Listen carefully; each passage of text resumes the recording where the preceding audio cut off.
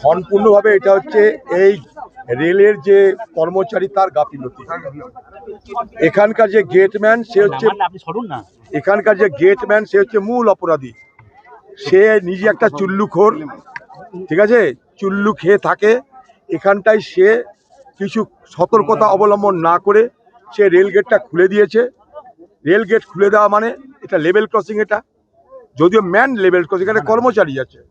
সে rail গেটটা খুলে দিয়েছে, কর্তব্যতা পালন করেনি। আর ততক্ষণে বাচ্চাদের নিয়ে, স্কুলের বাচ্চাদের নিয়ে যাচ্ছে গাড়ি। এই ভয়াবহ ঘটনা ঘটলো। আমরা দেখছি ভারতবর্ষে হাইড্রোজেন ট্রেন চলছে, বুলেট ট্রেন চলছে, অনেক গল্প হচ্ছে, কিন্তু বরাবর আমরা যে দাবিটা করে আসছি, আমি নিজে একজন রেলের প্রতিমন্ত্রী ছিলাম আগে, বরাবর আমরা যেটা করার চেষ্টা করেছি সেটা যে বেসিক মৌলিক যে সমস্যা যেখানে যেখানে হয় সেই বেসিক পরিকাঠামোটাকে গড়ে তুলতে হবে। এই বেসিক পরিকাঠামো গড়ে তুলতে না পারার কারণে আজকে এই অবস্থা। কেন এখানটায় কর্মচারী খুলে দিল? তাহলে কি সে ট্রেন্ড নয়? তাহলে কি সে জানে না? না তাকে কি কোনো ক্যাজুয়াল ডাকা হয়েছে? না তাকে কি আউটসোর্সিং করা হয়েছে, কোথাও থেকে নিয়ে আসা হয়েছে ভাড়া করে?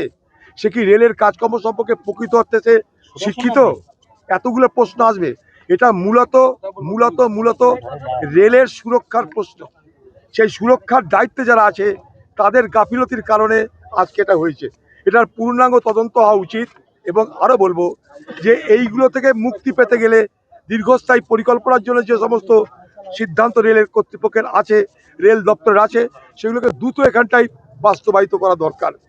নালে এই শুধুমাত্র একটা ব্যক্তির জন্য এতগুলো বাচ্চার প্রাণ গেল, কেউ মৃত্যুর সঙ্গে পাঞ্জা লড়ছে।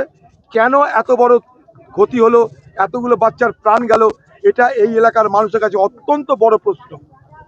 তাই স্বাভাবিকভাবেই তারা দাবি করছে রেলের অফিসার আসুক, তাদের সঙ্গে কথা বলবে। আমি এর মধ্যে রেল দপ্তরের যিনি মন্ত্রী আছে তার সঙ্গে কথা বলেছি, তিনিও বলেছেন আমরা যা করার করছি। এতটুকু পর্যন্ত জানি। আমি রেলের মন্ত্রী অশ্বিনী কুমার সাহেবের সাথে কথা বলেছি, এখনও বললাম, কারণ আমি যখন দায়িত্বে ছিলাম তার সঙ্গে চেনা জানা ছিল। অদিতদা, এর আগেও একবার এখানে অ্যাক্সিডেন্ট হয়েছিল এই পয়েন্টেই। এটাকে তো আন্ডারপাস করার দরকার। অবশ্যই আন্ডারপাস করা দরকার। একমাত্র আন্ডারপাস করতে গেলে জমি দরকার, কিংবা আরবি করতে গেলে সেখানটাও রেলের তৎপরতা দরকার। আন্ডারপাস এখানে হয়নি। লাইট হয়েছে, আন্ডারপাস অনেক জায়গায় হয়েছে, এখানে হয়নি। এটা রেলের পরিকাঠামোর অভাব। রেলের পরিকাঠামোর অভাব, রেলের পরিকাঠামো দুর্বল, তাই এই ঘটনা ঘটছে। রেলমন্ত্রী কি বললেন? রেলমন্ত্রী আমাকে বলছেন যে আমি সব ব্যবস্থা করব যা যা করার রেলের পক্ষ থেকে, এবং আমাদের অফিসারকেও আমি পাঠাচ্ছি। আপনি একটু ওখানটায় মানুষকে শান্ত হয়ে থাকতে বলুন। আমাদের তরফ থেকে আমরা যা যা করার করছি। আমরা পুলিশ পাঠিয়েছি,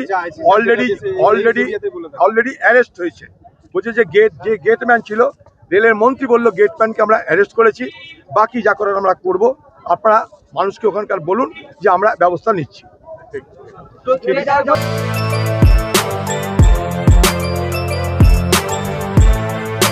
এখন অনেক বড় শ্রী লেদার্স হাওড়া ময়দান।